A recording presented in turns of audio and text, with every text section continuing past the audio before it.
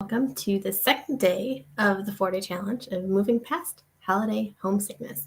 You guys are having a great morning. It is super foggy out. I feel like the camera looks like it's sunny, but it's sunny and foggy at the same time. It took us like an extra, 5-10 minutes to get to school this morning to drop the kids off because it was just so foggy. Jada said it looked like we were in a snow globe, which I agree. Like all shaken up. We couldn't really see anything. So, all right. So today is the second day of the challenge. And the topic is, how do you deal with the holidays without family? Because when we're moving, sometimes we can't go back for the holidays. And even if we do go back for like a few days for the holidays, the bulk of the season, like the holiday season, is experienced without them. Like the holiday events or the baking cookies and things, like we're doing them when we are still far away. So we're going to talk about it. Okay, for some people, family is a very, very big part of the holiday season. Not everybody. But when you feel the feels of missing family, make sure not to push them down because they're there for a reason, right? So acknowledge them, but count it as awareness of how much they mean to you, right? Sometimes we become more aware of our situation when it's not working out the way that we planned. So when you're feeling homesick, instead of saying, oh my gosh, I'm so homesick, like you can rephrase that to saying, hey, like my family means so much to me.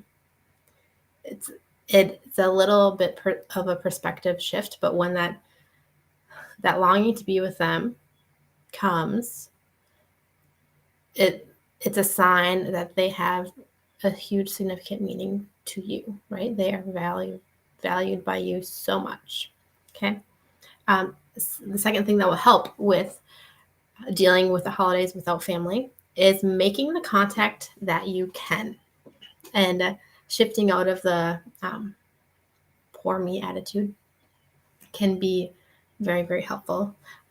Instead of focusing on what we don't have, focus on what we can do about it. So there's things like sending a card, calling on a phone call, like Zoom calls, or driving to see a friend if you have a friend who's close by, even if your family isn't, and enjoying who you are with, even if that means enjoying your own presence.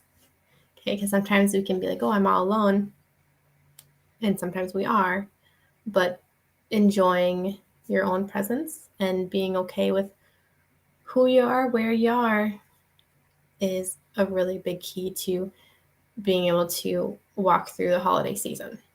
Okay.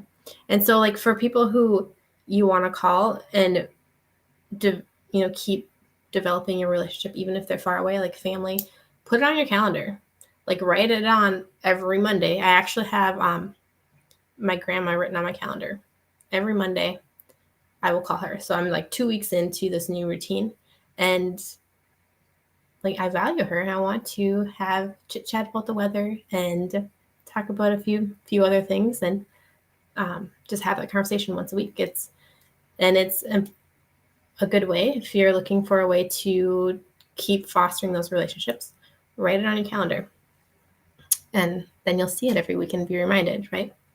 Okay, the last way that I have for you today to walk through the holidays without family is start planning for the future. Sometimes we can get really focused on like what's happening right now and what we're longing for, and us like missing our family and not being able to participate in some of the traditions, but shifting our focus from the situation right now and how it's lacking to what we can create in the future. So maybe this holiday season is not a season where you can travel back to be with your family, but could you start saving for plane tickets right now and then buy plane tickets in 6 months while they're still cheap and then be home for the next holidays? Like, are those plans that you can put in place to start creating more of what you want? So there is a post that goes along with this, and it's how to apply this to your life. And it's a good one. Like, it's super good. I have lots of ideas of like cards and different ways that you can connect with your family from afar. So even though you're physically far away, you don't have to be emotionally far away, right? There's lots of ways to show that you care and to create connection even from afar. So that post is in the Homesick to Happy Movers group. You'll see it right when you log in. It's actually already up, because for this challenge, I'm doing my post 8 a.m. in the morning. So those of you who are following along the challenge can get on those posts right away and have them when you're ready to do them, right? So I hope you guys have a fabulous day and are doing well walking through the holiday season. So I will talk to you soon.